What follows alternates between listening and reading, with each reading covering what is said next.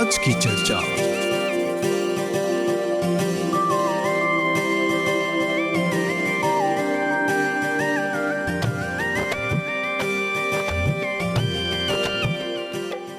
आज की चर्चा कार्यक्रम में सब कोई के स्वागत बाटे। नमस्ते।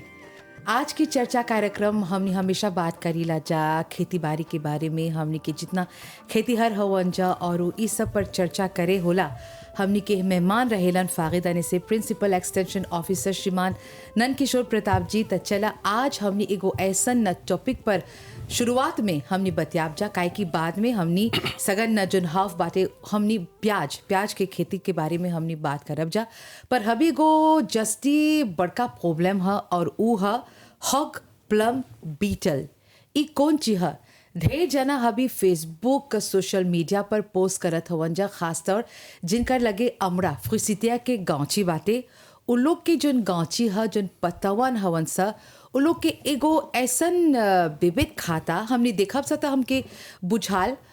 कोक्सिनेल के बारे में हमने सब जानी लाजा। ई जोन बाटे नारंगी रंग माने कि जो ओरेंज के रंग बाटे, ई हमनी के जितना फ्रिसितिया के पत्ता बाटे गांची के नाश करता। त चला ई जोन फर्स्ट हाफ है हमने यही पर बतियाब जा कि ई जोन हॉग प्लम बीटल है ई कहाँ से आल बा, कौन देश से आल बा और कितना आवाज करता, कितना कितना कौन कौन गांची के खाली फ्रिसितिया के दूसर गांची पे। त हमनी के मेहमान हवन जा नंदकिशोर प्रताप जी नमस्ते। नमस्ते जी। त ये जोन प्रॉब्लम बा काहे कि बहुते घाव बाटे, एगो दुगो नहीं ढेर जाना अभी कंप्लेंट करत हवन सा, फेसबुक पर सोशल मीडिया पर पोस्ट करत हवन जा कि जोन कोक्सिनल हमनी कोक्सिनल में बोलब सा, काहे कि उमे जैसे हमनी जानी ला जा कोक्सिनल छोटा छोटा रहेलन, जोन करिया रहेलन सा लाल ई होला त काफी बड़ाओ बाटे और उ नुकसानदायक है। हाँ, कैसे बोला कोक्सिनेल लेखन में। हाँ। काहे कोक्सिनेल लेखन लेडी बर्ड बोला जा, वो सुंदर दिखाई देला। त हयो जोन हमनी के लौका था कीड़ा कैसे बहुत हुआ चारों बगल लौका था। हाँ। हमरा के गांची में कोई के है जा शिकायत मिला था, कोई लोग के टेरास में, कोई के घरे में? खिड़की भी घर भी सगरो लौका था। तो हमने के कैसे सोशल मीडिया ढेर जना फोन करत हुअन, हम भी गईली जा कि शिकायत करलन जा। हमने के किसान लोग हे देखा वो तो हमार ऐसे जजाम में चला हुआ था। हाँ। हमार गांची में चला हुआ था। तो हमने कैसे बोला ऐसे आर्ची चर्चा में ऐसे जिक्र कर ले रही। हाँ, चला बा मॉरिशस में नहीं रहल। लगभग 1 साल होला मार्च अगले गत साल से हमने के दिखाई दिल कोनो गांची में। यहाँ था जस्ती ज़्यादा हैजा मौका सैंपिया जिला में रहल हैजा रहल, पर अभी देखली जा फैले था सगरो फैला था। सगरो से कब्जा बोले फैल गल बा, ढेर गांची में नुकसान करता। तो यही खातिर आज हमने बोला था जा हाँ कोक्सिनेल नहीं है, कोक्सिनेल उतना बुरा हमने के कीड़ा के खाला वो अच्छा थिया। पर हैला जोन हमने हॉग प्लम जोन अमड़ा के कीड़ा एगो बीटल है, वो बाहर से आल। तो अब देखते हैं जा बहुत नुकसान के नुकसान करता है जा सिर्फ हमनी के अमड़ा के गांची। त ई जोन हॉग प्लम है प्रताप जी उ कहाँ से आल? हाँ, ऐसे तो बहुत देश में रहल, बहुत देश में कोई बाहर से चलाल हुई, इन्हें से कब से आगे कई नहीं जना बोला था वजह लाजी से आल बा। हाँ, लाजी में बा, फिलीपींस जहाँ तहाँ बहुत जगह में बा। तब कैसे आल बा नहीं से कब जाने कहाँ से आल बा, पर ऐसे दिखब जा ढेर देश में बा नुकसान करत हुआ जा। और एगो चीज़ बा जहाँ हमने के लिटरेचर रिव्यू कर ले जा, जब छानबीन कर ली जा, सिर्फ अमड़ा के गांची मानी के ओकर पत्ता सकेला ओकर जोन बूझों बा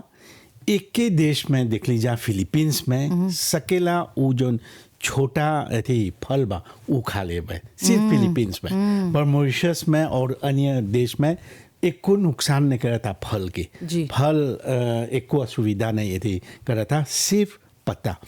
अब जब बात है पत्ता, जब अमड़ा के गांची उस सकेला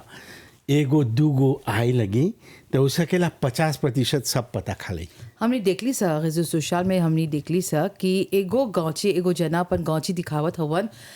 हरियर कहाँ जो गांचीवा बा उ बुझाता लंगता हो गल बाती,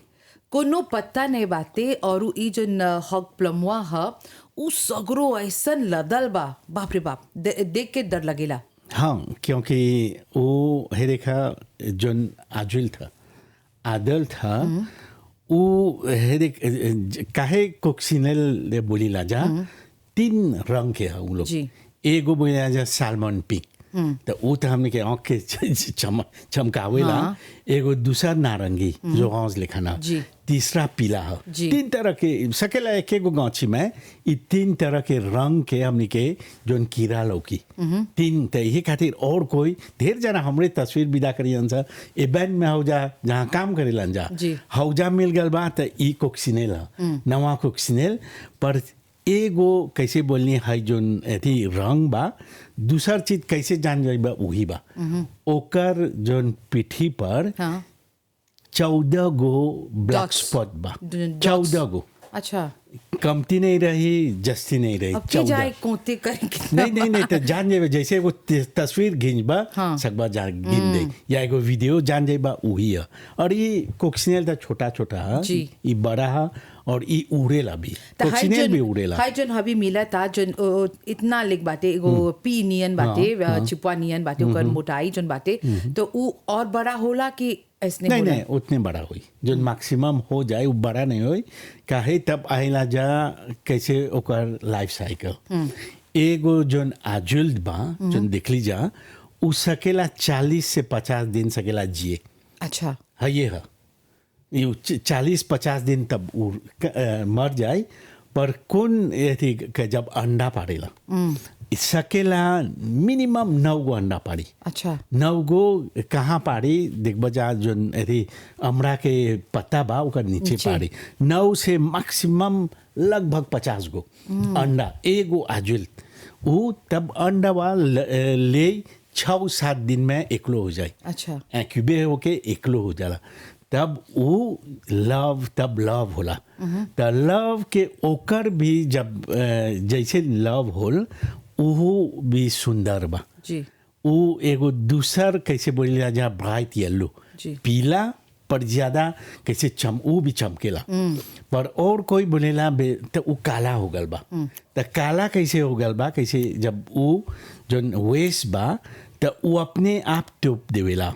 तो वो काहे जब मैं दूसर जो प्रदाते है ओके नहीं खाई। जी हबी हम याद दिला देला जा कि ढेर जाना हमनी के फेसबुक पर देखा तो वंजा त जोन जिमाज सब बातें हबी देखबक एक जोन हॉक प्लम बीटलवा है वो कैसे है और वो कैसे जोन पत्ता है अमड़ा के जोन पत्ता के नाश करता हमनी के देखते रहिया सुनते रहिया त 402 80 85 402 8085 पर जे कुछ पूछे के बातें हमके बुझाता ढेर जना लगे ई जोन प्रॉब्लम हुआ बाटे काहे कि हमने तोहरा विदा कर ली कितना जोन जोन वीडियो बाटे हमने देखली से ई कौन चीज एगो दूगो तीन को लौकल तब लड़का के लुतु में लौकता घरे लौकता हव बोलता घरे उड़ता सब रोग बाते त ई जोन प्रॉब्लम बाते काफ़ी घाव बाते। अब चाहेला जाने के कौन चीज चाहेला करे के है जोन हॉक प्लम बीटलवा है ओकर से निपटाए खातिर आज की चर्चा। तो आज की चर्चा कार्यक्रम में हमने एगो ऐसा कीड़ा के बारे में बतियात है जा जोन हबी अमरा के पेड़ की गौची के खास जोन पतवन है वो लोग के नाश करता और वो है हॉक प्लम बीटल। प्रताप जी हबी जैसे बोला ओकर एगो साइकिल है तो लव पिपा फिर आजुल तो ई पतवन के खाता लव खाता पिपा के आजुल के खाता। हाँ कैसे बोली अंडा से लव होला हाँ लव वो लगभग 14-16 दिन सकेला जिए वो सकेला जिए और कैसे बोली आजुल 40-50 दिन अच्छा वो जिएला तो दोनों जो लव है और जो आजुल था बड़कवा वो खालन जा पत्ता के एगो तान पत्ता जस्सी पसीन करेलन जा सकेलन जा ओका बूझों जो लेके बोलीला जा है जा फलवन नहीं खइयन जा तब जस जो थी बूढ़ा पता बा तब उ लोग यहाँ जा खाई ऐसे कोई देखी था गाँची में कैसे वीडियो बतलैली जा उ लौका था कितना 50-100 गो एगो गाँची में काहे क्योंकि पिपले होता वो आजुल अंडा पाड़ी लव होई तो लव के बाद अब कौन ची होला वो आजुल नहीं हो जाला एगो दूसरा साइकिल है बोला जा वो हाइबरनेट होला जी ढेर एथी में दिखिला जा एथी अभी ढेर जना देखे तो हाय बहनेत करेलन जा टीवी पर, तो जी। ऊ गिर जाला जब पिपा होला था माटी में गिर जाला हौजा लगभग 15 से 20 दिन तक सकेला वेंतवाजू मैक्सिमम हौजा माटी में रही हाँ। माटी में जी रही तब फिर से आजिल्त हो जाला त ऊ पिपा ऊ गाछी पर नहीं लौकी ऊ माटी में जी। तो हे देखा गाछी पर खात बन जा ओकर लव पत्ता के नीचे बा और लव और जोन आजुल बा वो हमके पत्ता बूझो सब खा लेवा था और जोन पिपा बा ऊ आजुल थोड़ी से आगे ऊ माटी में रहेला तो यही एगो गाछी जे बा को यहाँ अब कोई बोला था कैसे फैल गल हाँ। कैसे फैल गल फिर उड़े लन जा हाँ। जो आजुल बा उड़ के तब दूसर गांची में चल जाए जा जी। हो जा फिर से खाना मिली खाना फिनी हो जाई था तो वही खाते जात वन जा पर संख्या जो पॉपुलेशन बा बहुत बढ़ गल बा त एगो गौची के कितना बखत ले ई जोन प्लम्बा बाते हॉक प्लम्बा बा ओकरा नाश कर दे ई सकेला 2-3 दिन में 2-3 में जैसे एगो बड़का पिपले हो गौची जहाँ एगो छोटा गांची बड़का गांची सकेला एक सप्ताह में छल नहीं कर दे जी, जी। कैसे बोले सकबा जा स्केलेट दिखे हाँ। स्केलेट कौन सी जो पतवा के है सब नहीं खाला जो का लावे ना प्रिंसिपल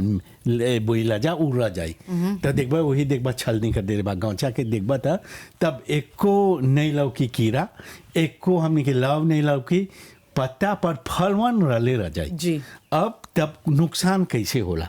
एगो नुकसान जब हमके छोटा गांची हुई जी। देखा मॉरिशस में दूगो तरह के हमने के जो अमरा के गांची बा जी। एगो बोले जा दुआफ ने छोटा होला पर उपो में डाल देबा पर माटी में डाल देबा तो सकेला वो बड़ा हो जाए है तो सेवा करबा था पर ऊ ने हो ज्यादा छोटा होला तो ओकर ऊ जे छोटा रही गांची तो ऊ तो 1-2 दिन में सब अथी कर दे और सकेला गांचा मुआ दे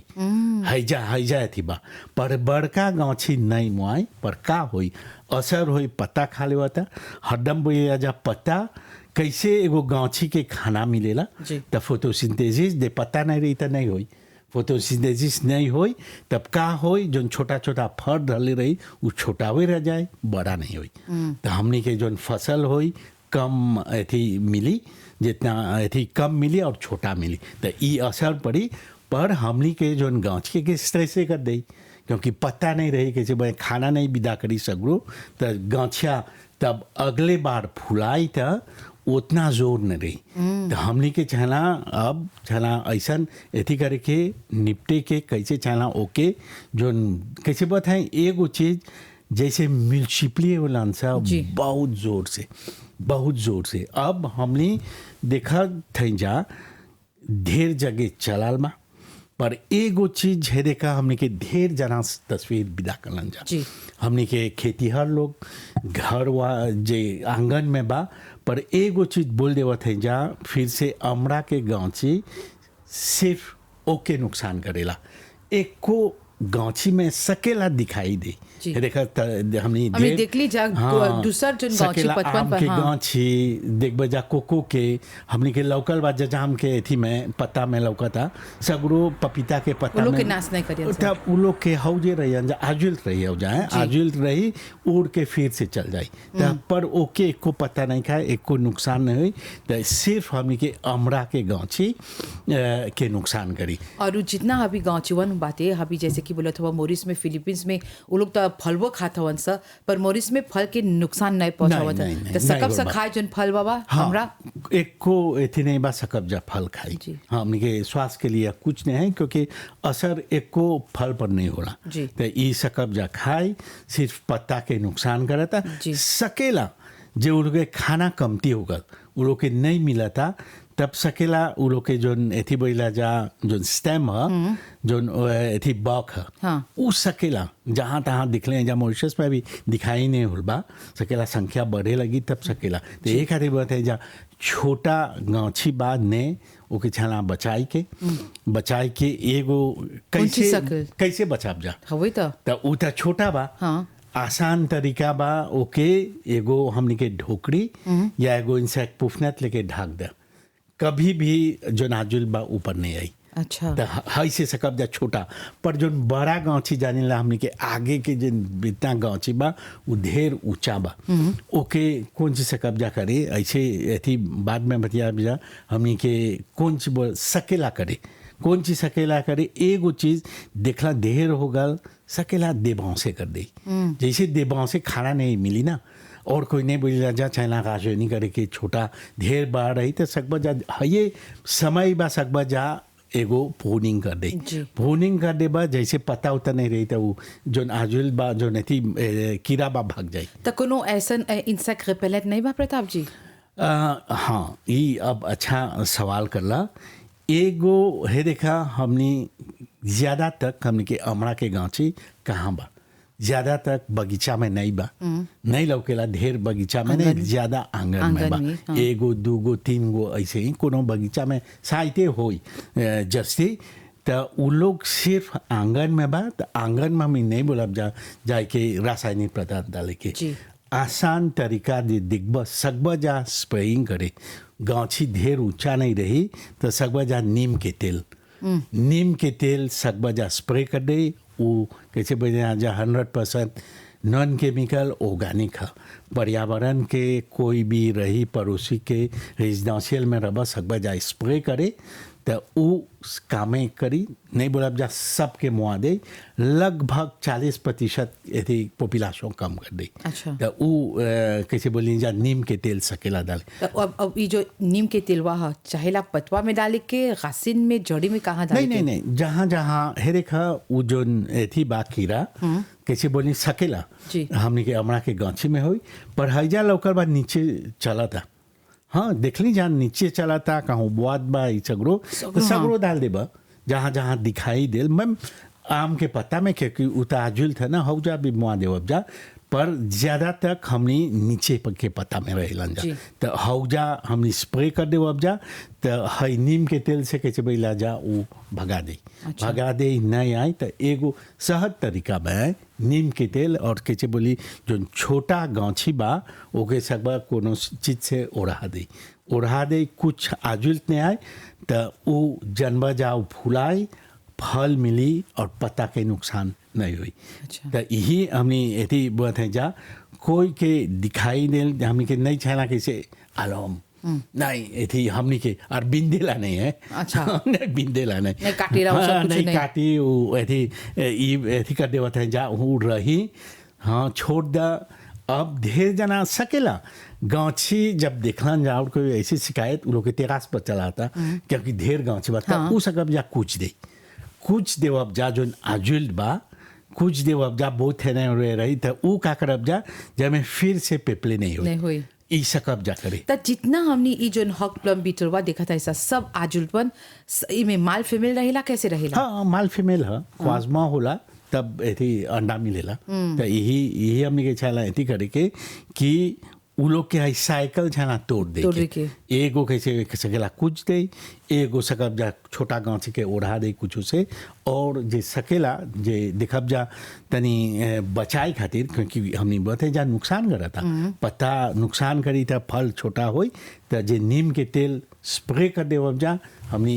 पर्यावरण के हित में काम करब जा और हमियों के लासौती क्योंकि ज़्यादा तक देखा था जा हमने के आंगन में बा तो ई नहीं सोचा जा कि जब देखला जा ई तीन तरह एगो कैसे बोली तस्वीर घींच लिखबा जब काला दाग 14 गो रही 14 गो वो जानत हुआ कुक्सिनेल रही और वो उड़ेला कैसे तोहर एती तेरास में आल कैसे खिड़की में आल सकेला घर में भी तो उड़ के चलल मा तो ये साइकिल हम तोड़ देव अब जा देखला जाता सिर्फ नहीं सोचा जा नहीं ऐसे छोड़ दे वही के सगवा जा पीस दे क्योंकि हमने चला जब में पिपले नहीं हुई ज़्यादा पिपले हुई तो ज़्यादा हमने के ऐसी आजुल्त हुई और ज़्यादा नुकसान हुई हमने के अमरा के गाँची तो यही बोल दे बताएं जा अमरा सकेरा हेर फेर हुई हमने के जोन फसल में क्योंकि जोन गाँची में माँ जोन अमरा छोटा बा उतना मोटा नहीं हुई क्योंकि खाना नहीं मिली फोटोसिंथेसिस से तो यही बोल दे बताएं जा तनी ऐसी सकेला ई साल अब कौन सी करत है जा जी हमने फागे और मन ऑटोमोलॉजी कैसे बोली जा हम सुजरे कहते हैं जा नीम के तेल डाले के पर एगो चीज बा है रेखा हमने के कुक्सिनल कैसे बोली वो अच्छा मच्छर है, अच्छा जोन कीड़ा है, वो दूसर हमके पिसों दूसर जना खा लेवेलन जा, कैसे शेफिद है, पर है के एगो प्रेदाते बाहर से आना था जा। अच्छा। तो हमने के एगो एथी बा काबी बाहर में वो लोग से संपर्क करत है जा, पसी नहीं सकब जा कोनो प्रेदाते आन दे। हमने के आगे चाहना टेस्टे करके हो जा, टेस्टे होल बात तालेर आनब जाए वो प्रेदाते दूसरा चीज खाए लगी। तो एक वो प्रेदाते आनब जा तो ही अभी संपर्क करत है जा हमने, ताकि प्रेदाते आनब जा तो यही बात है जा रासायनिक पदार्थ से नहीं सकब जा बचे। वो नहीं वो एथी नहीं है, एगो सोल्यूशन नहीं है। हमने के चाहना भर सक कैसे अनली जा, ढेर हमने के ये देखा वाइट फ्लाई रहल बाहर से जो प्रेदाते अनली जा जानत है जा, वो अब पर्यावरण में चल गल बा, वो लोग अपने आप कंट्रोले होता। तो ऐसे ही हमने के प्रेदाते आना था जा, मंत्रालय काम करता, एंटोमोलॉजी विभाग हो जा, वो लोग जोर से काम करता है जा ताकि वो प्रेदाते मॉरिशस में आए और संख्या कम कर दे। तो यही समय हरदम बोली ला जा, जब कोनो कीड़ा चल नाश नहीं सकब जा करे, हमने सकब जा पॉपुलेशन जो बा संख्या नीचे कंट्रोले ताकि उतना नुकसान नहीं हुई। चला हमने आशा करी लाजा जितना जना के गाँची बातें हबी अमड़ा के वो लोगों जो नीम के जो तेल बा, जैसे कि प्रताप जी बोले हवन इकर इस्तेमाल करबा तोहरो नुकसान नहीं होई, तोहर लॉन्फिगुरमा पर्यावरण को भी नुकसान नहीं होई। तो आज की चर्चा कार्यक्रम कुछ पूछे के बाद नहीं भुलाइए 402 80 85 402 808 855 पर सकबजा फोन करे प्रताप जी हमन और तोहर प्रश्न के जवाब दियन जा। अब प्रताप जी हमनी के जो दूसर का टॉपिक है वो है प्याज के खेती मोरिस में। अभी हमनी अप्रैल के महीना में है ऐसा और वो ठंडा तनिसुन महसूस होए लगल बकवा के में अभी ठंडा बातें बुझाता, हाँ सर्दीवा आवता। प्याज के बारे में अभी सिचुएशन कैसे बा, हमनी के देश में कितना प्याज के रोपाई होला? हाँ लगभग हे देखा कहाँ रोपाई होला, मेन प्रोडक्शन है यार बोला जा। सब कोई जो हमनी के दो तरह के लोग रोपाई करेलन जा, एगो हमनी के किसान लोग इंडिविजुअल प्लांटर्स और जो हमनी के बा ताबिस्मा सुगा स्टेट कैसे सेंट अंतवान में बा, तेगा में बा, मेजिन में बा, तो ये लोग रोपत हों जा और ज़्यादा वो लोग रोपेलन जा वो लोग, तब हमनी के किसान लोग। अब जो किसान रोपेलन जा सब कोई जाने ला, ज़्यादा तक देखिला जा थोड़ा बुलाएगा मोतालों में रोपाला, पर ज़्यादा बेलमा पालमा तो दूसरी इलाका होने चाहिए गर्मी वो सब बातें। हाँ तनी गर्मी घासाब चिसाब इलाका बा और हैजा लाशोमिया में बा थोड़ा सुन सहमत हैं और सुल्फेरिनो लामारी प्लान सोफी इस सब जगह में रोपाई होला। पर हमने हरदम जब प्याज के खेती के बात करीला जा, हमने लगभग 15,000 टन 16,000 टन खाइला जा कंसोमेशन, पर हमने ऑटोसफिशिएंट नहीं है जा। लगभग हमने 6,000 6,500 7,000 कब हो गए बा ज़्यादा इतने ही सकते जब पैदावार करे। पर हमने हे देखा फागे सरकार बहुत जोर डाला था एगो चीज़ पर, हमने के जो ओपन पोलिनेटेड वैरायटीज माने कि वो सकेला बिया निकाले होकर इब्रिड नहीं है। ऐसा मॉरिशस में देखा बाल्मा थोडोडुस में हो जाए इलाके में हरदम से जो जोयों टूपी जो लोकल रेड वैरायटी बोला जा रोपाला, पर हौजा भी देख ली जा ढेर जाना दिखा तो जा कम बा उतना नहीं रोपाई होता क्योंकि लगभग 7 साल आगे हौजा एगो एथी रहल ट्रिप्स कीड़ा। वो हमनी के जो पत्ता में वो ऐसा हो जाता है जे एक सप्ताह में जे ट्रिप्स ऐसा संख्या हो गल सब ऐसे हमनी के प्याज के खेती जरा देवता ऐसे हो जाता है, मांगो हो जाता है। तो ई तब ढेर जाना देख लीजिए जस कमती रोपे लन जा। अब हमनी के जो बिया जो पैदा करना था जा वो कम हो गल बा, तो वो लोग हमनी के शिकायत करलन जा कि हमनी बीज नहीं मिला था।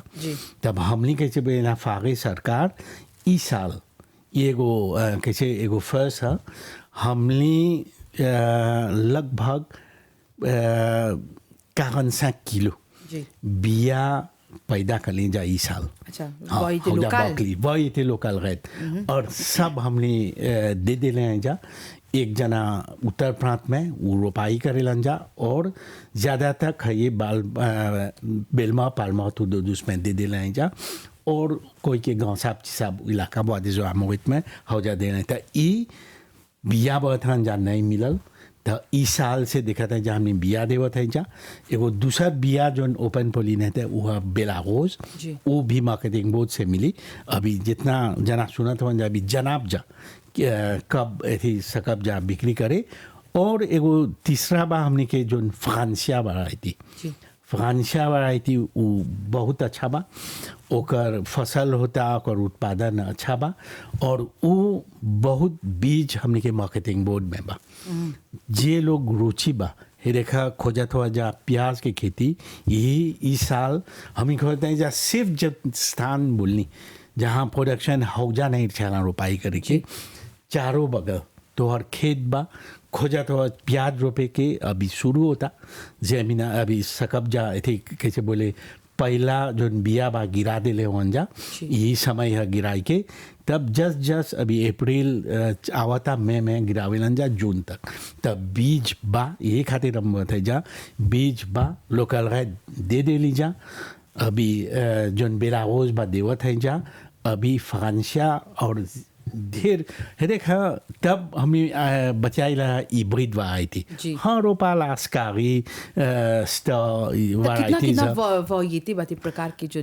हाँ है देखा बहुत वैरायटी हमने निकल ली जा बहुत वैरायटी निकल ली जा पर बाहर के जो बीज बा बहुत महंगा बा लगभग 20,000 1 किलो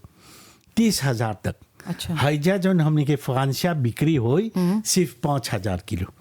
अब जानी ला जा लगभग 2 किलो मैक्सिमम लग जला 1 बीघा में। अच्छा 1 बीघा तो हौजा जे जो बाहर के वैरायटी ले 20,000 तो लगभग वो 60,000 रुपया लग जाता कुपोजिक्शो में। अच्छा। यही खातिर हमने ज़्यादातर जो बीज लोकल और वो अच्छा है हमने के लोकल रहे सकेला 3 4 5 6 महीना रह जाला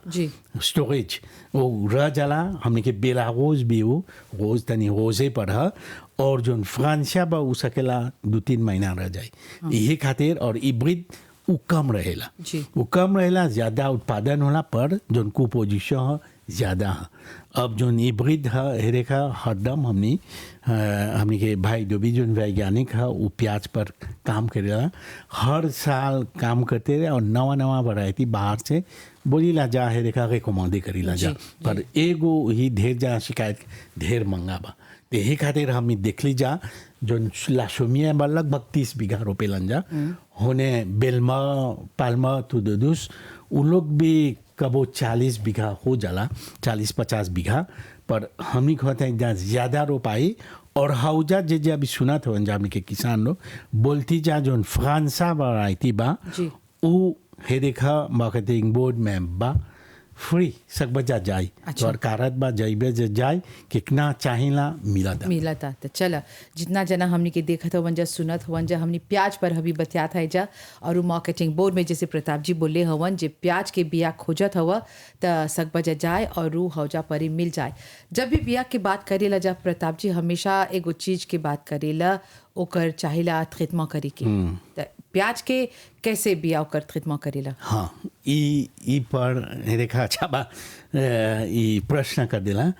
इस साल हे देखा हमने खोजत है जा जितना हमने बिया अभी कोई ले उस सकेला हैजा के बिया है लोकल या बाहर से एगो हमने के छाला प्रिवेंटिव क्योंकि जानी ला जा बीमारी आवेला बैक्टीरियल ब्लाइट बा अन्य तरह की बीमारी बा एंथ्रेक्नोज ट्विस्टर डिजीज तो ओके से बचे के हे देखा वो ट्रांसमिट होला हुए बियावा में। तो प्रताप जी ई सब जो बियावन धरला मंगावत हुआ बाहर से आनत हुआ तो वो सब आगे वे से ओकर ट्रीटमेंट हो जाला के चाहेला फिर से करे के कैसे होला। नहीं वो लोग जहाँ बिया है देखा हम ये मॉरिशस में सब सावधानी चाहे बरके के ताकि नवा अच्छा बिया मिले ये वो चीज़ बा। हाँ तब हमें निमन से रोपाई करे ला जा देखे ला जा जोन कैसे गाछी नहीं अच्छा बा फूल पर बीमारी उ सब एलिमिनेट कर देला जा। तब जोन बिया मिलल ते देखा नहीं सकब जा जाने सकेला कोनो पता उता में कोनो बीमारी जी। हुई, पर एगो जब हई गरम पानी होत होते ट्रीटमेंट तब आइला जा हई ट्रीटमेंट करब जा नवा एगो बीमारी आवता अंताक नो ट्विस्टा बोलत है जा जी। उ देखबा त ट्विस्ट हो जला ओकर अच्छा। जोन एथी पता त ऐसे बैक्टीरियल ब्लाइट बा त ओके से बचे खातिर हमनी के चाहिला होत होते ट्रीटमेंट करे के। त हैजा हमनी बहुत हैजा हमनी के फागे मुफ्त में जोन होता ट्रीटमेंट करेला जी। मापू में हमने के जोन उपकरण बा फ्लक गलिंजा मॉडल फॉर्म में प्लेजांस रिवियर des Anguilles हैजा हमने के एथी रेजुई के सेंट्रल विभाग में सगरो उपकरण बा। जी। सिर्फ चला फोन करे के और हम ही कुछ करब जा फोन कर दे बा एगो rendezvous दे देलब जा हमनी जोन उपकरण उ 50 डिग्री पर जो 20 मिनट में हो ट्रीटमेंट होला। अच्छा। हमनी के जो थी अफसर लोग हवन जा ट्रेन हवन जा तब काहे बोली जा एगो बिया में बीमारी सकेला होई उसे बच जा। और दूसर चीज जब रोप देबा जी। एगो यूनिफॉर्म और ज्यादा जल्द से जल्द जम जाला देखा कितना लाभ होता है उसबा जी। एगो बीमारी नहीं होई एगो दूसर जल्द से जल्द उ जम जाला। जी। तो ऐसे ही हमने के चला होते तीन जरूरी है अपनाई के। आज की चर्चा।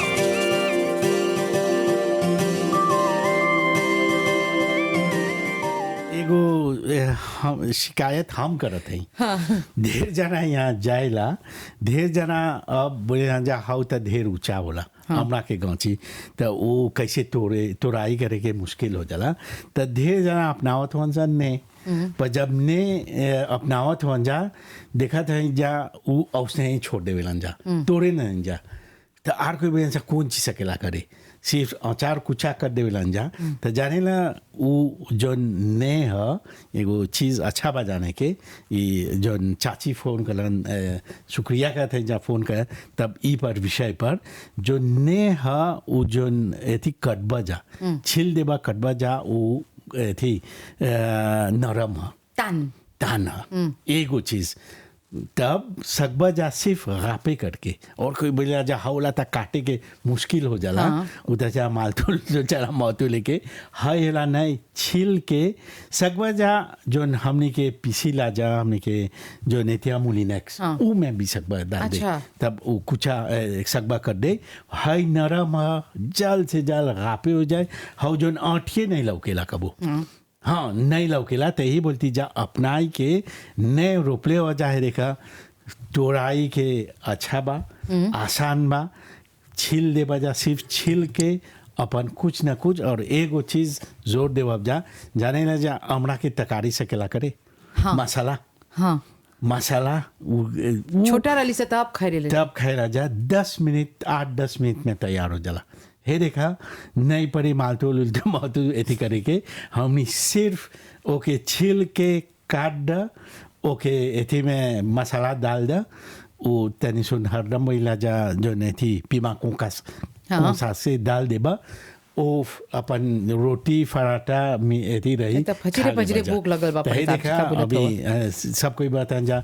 बाहर से मंगावत है जा अभी सब चीज चढ़ जाए तो एगो सहज है देखा हमरा के तकारी अपनावा जा। चला चाचा मम्मी लोग अपनाइया जा पकैया जा हम खाए आप चिके आप सकारे। अच्छा हमनी आगे बढ़ब जा हमनी बात करत रही जा एगो और श्रोता हवन हमनी के सहायिका हवन अंजू बोलत हवन एगो और जना हवन। हेलो हेलो हाँ नमस्ते बहन। नमस्ते चाची। हाँ हाय भैया जी के भी नमस्ते। हाँ नमस्ते जी।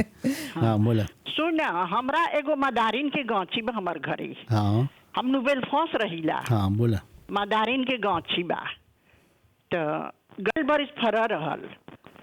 तो उमे एगो मलादी धर लेलक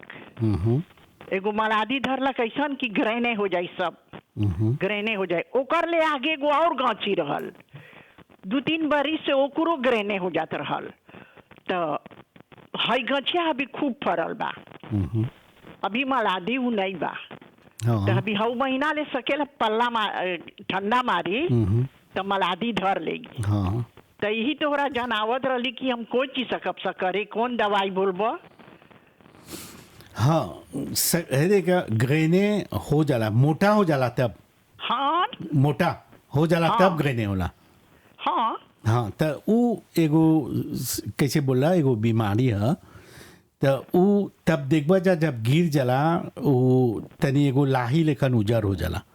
हाँ हाँ हो जाला तो ई बोली लाजा है देखा जोन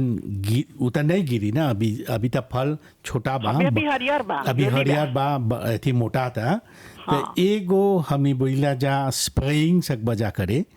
माने कि रिडोमिल डाल दी के रिडोमिल गोल स्प्रे कर दे बजा तब हाउ जोन बीमारी से सक बजा बचे हे देखा मदारिन सिर्फ सकेला दू हाला चाइना स्प्रेइंग कर दी के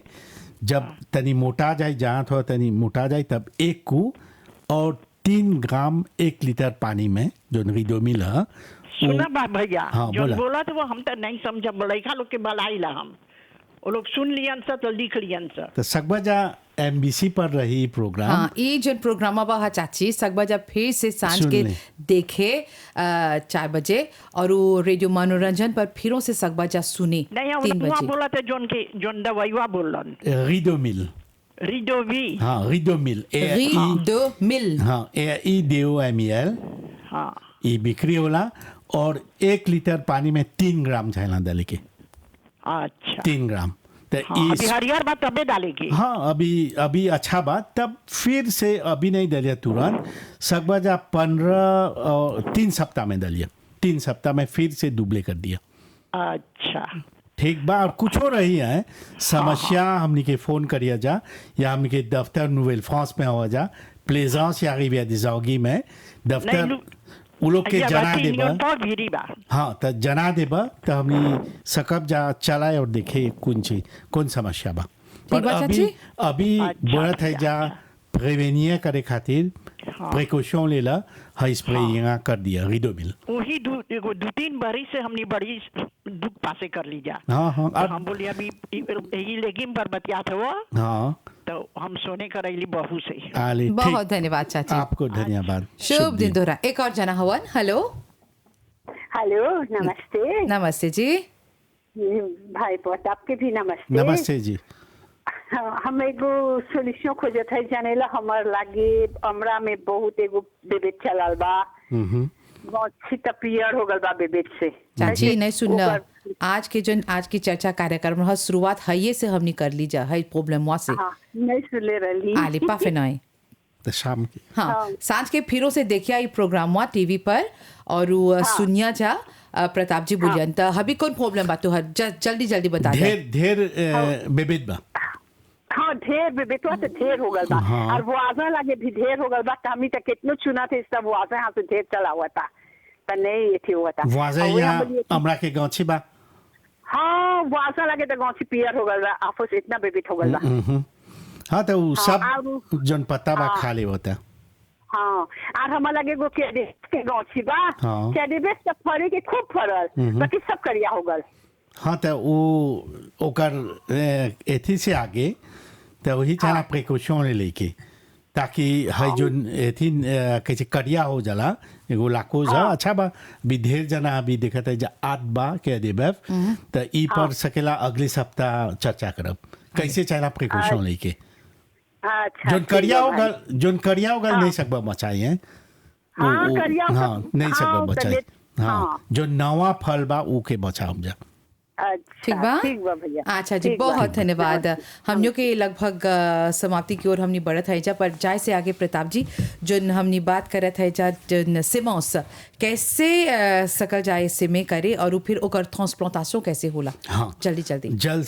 से जल हम बोला अभी समय में बीज डाले के सितरे में सकबा जा डाले प्ला में प्लेटबॉन में अन्य तरीका बा सहज तरीका बा होते ट्रीटमेंट पर बीज इस साल बा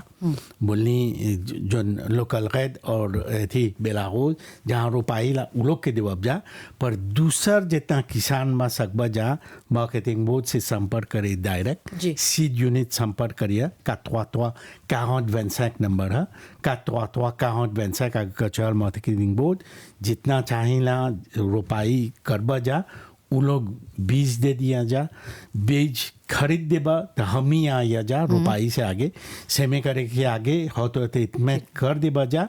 और हमने हेरेखा सगरू जहाँ जहाँ रोपाई ला हमने के जो दफ्तर बा फ्लाक में है जाए थी मैं लगी मेजों दे सिल्वेया लाशुमिया में हमने थी सब कोई के बुलाब जा और उन लोग संगे बोलब जा कौन प्रिकॉशन ये सब जितना बोला था जा कैसे चाहना रोपाई करे के और नवा बीमारी बा एगो ट्विस्टर डिजीज कैसे चाहना बचे के एगो सकबा बा बचे होते ट्रीटमेंट करके और बाद में कौन चीज स्प्रेइंग करे के चाहना एगो स्प्रेइंग प्रोग्राम देवब जा कौन चीज कब चाहना डाले के ताकि ये सब जो बीमारी बा कीड़ा बा ट्रिप से चाहना बचे के ताकि हमने ज़्यादा उत्पादन करब सा। और इस साल हमने जोर देवत है जा आलू और जो बोलत है जा प्याज के खेती पर हमके ज़्यादा चाहना उत्पादन रहे के पैदावार चाहना बढ़ाए के दिखत है जा बाहर से अभी कौन समस्या होता हो ही लगल बा तो यही से और एगो मांग करती जितना जना थी बतात मयोग फुयापे हुई हमसे संपर्क कर जा हमें दिखत है जा कैसे ओकर सकेला कैसे फ्लावर आटा बनाए कैसे रिसेट करके और हम यहाँ ऐसे फ्लैक मॉडल फॉर्म में घर नहीं जा हौजा भी बुचिया बा मायोग तो हमने जहाँ जहाँ इलाका बा हमसे संपर्क कर जा या रिश्ते में देखते है जा जो बुचिया बातात बा बिरंगी के रंग बिरंगी कैसे मोव रहा वहाँ बा अभी तो संपर्क कर जा तोहर दफ्तर तोहर ऑफिसर हमने जे सकब जा मिला देवब जा ताकि कोई भी सकेला अपन आंगन में सकबजा रोपे अपन खेत में ताकि हमने चाहना हमली के जो लोकल चाहिला बढ़ाई के और अभी जो सिचुएशन चलाल बाती तो चाहिला ये सब जो बात जैसे बोलत हुआ बुझाता लेपोगलोता के हमने चलाई ली जा हाँ हे देखा माथ के मोल कर ली जा हम सहज रूप से बोलनी जो हमने के संकोट बा बतात सिनवा हमने के सेहत ला सौते के कैसे अच्छा और कोई नहीं जाने लंजा तो वही खातिर बोलती जा बा बाजार में चाहे ना खरीदे और खरीदबा जा सकबा जा कितना चीज़ रिसेट चाहे ना करे के क्योंकि नहीं सोचा जा बता सिनवा सिर्फ थी कॉफ़ी या सलाद